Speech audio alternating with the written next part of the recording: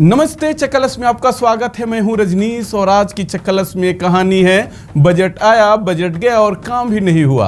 साहब, उत्तर प्रदेश में विकास का पहिया ऐसा घूम रहा है कि पैसा घूमकर फिर वापस गोद में जा गिरा। अब जरा सोचिए, सरकार ने पैसा दिया, योजना बनी, फाइलें चली, मीटिंग हुई, चाय बनी और बिस्किट भी खाया गया और फिर भी पैसा बिना खर्च किए वापस हो गया। वाह साहब वाह। और विभाग कौन कौन से है?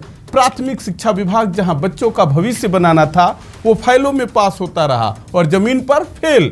समाज कल्याण विभाग, नाम ही कल्याण है लेकिन काम ऐसा कि समाज सोच रहा है कि भाई हमारा कल्याण कब होगा। और तीसरा वित्त विभाग, अरे वही जहां से पैसा निकलता है, इस बार तो ऐसा निकला कि सीधे वापस चला गया। मंत्री जी कौन है ये भी सुन लीजिए। प्राथमिक शिक्षा के मंत्री संदीप सिंह जी, समाज कल्याण विभाग के मंत्री असीम अरुण जी और वित्त विभाग के अनुभवी खिलाड़ी सुरेश खन्ना जी।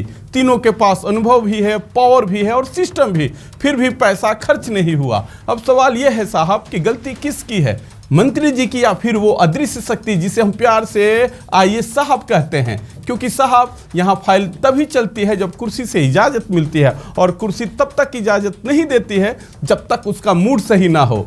और जब तक मूड बनता है तब तक साल खत्म और पैसा खत्म और जनता का भरोसा भी खत्म। अब आप ही बताइए, अगर बच्चों की पढ़ाई, गरीबों का कल्याण और प्रदेश का बजट सब रिटर्न टू सेंडर हो जाए तो विकास कहाँ होगा?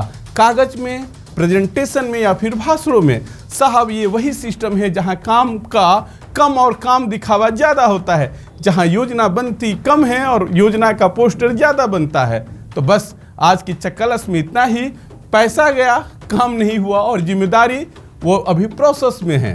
दीजिए इजाजत, फिर मिलेंगे किसी और कहानी के साथ। नमस्कार।